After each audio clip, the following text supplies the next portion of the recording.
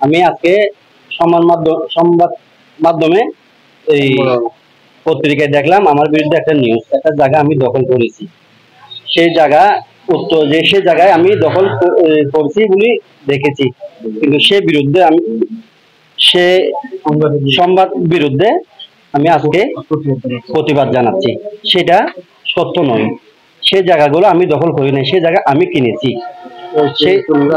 এই জায়গা দলিল মূলে আমরা 4 জনে তৈরি করেছি সেই জায়গা। আমি শাহাবুদ্দিন, নাজামুদ্দিন, তারপর হচ্ছে খালিদ মুর্তজা, তারপর হলো মোহাম্মদ ইউনুস মেম্বার, 4 জনে কিনেছি সেই জায়গায়।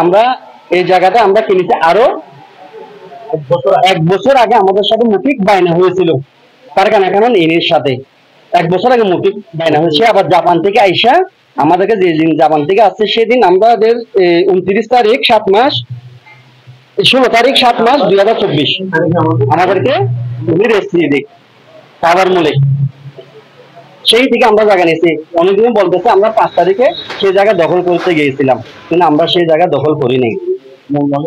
মূল মালিক যে আমাদেরকে জায়গা বুঝিয়ে দিয়েছে। এগুলো সংবাদ সত্য নয়, এটা মিথ্যা। আমি আসলে যুব দলের প্রভাব বিস্তার করি নাই, কিন্তু আমি দল করি বিদায় এই এলাকায় আমার বাপ আমরা সবাই দল করি, দীর্ঘদিন আমাদের বিএনপি করি। সেই পূর্ণ করার জন্য সেই যুব দলের নামটা ব্যবহার করা হয়েছে, কিন্তু এই জায়গাটা হচ্ছে রেস্ট্রি জায়গা, এখানে দল ব্যবহার করার কোনো প্রয়োজন আমি মনে করি না। মান সম্মান পূর্ণ হইবার জন্য, আমাদের পরিবারে ধ্বংস করার জন্য, এই আইস পর্যন্ত আওয়ামী লীগ চলে যেতে তার জন্য এই প্রতিবাদ, এই অসত্য ভাষায় আমাদের পিছনে লাগিয়ে গেছে।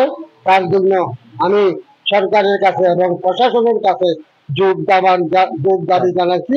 আমার ছেলেরা এই 4 জনের জায়গা কিনছে রেজিস্ট্রির মূল্যে, সে সঠিকভাবে তদন্ত করার জন্য, সঠিকভাবে কাগজপত্র সহজে বিচার করার জন্য উপাহার্য আহ্বান জানিয়ে বিভিন্ন জায়গায় গেছে।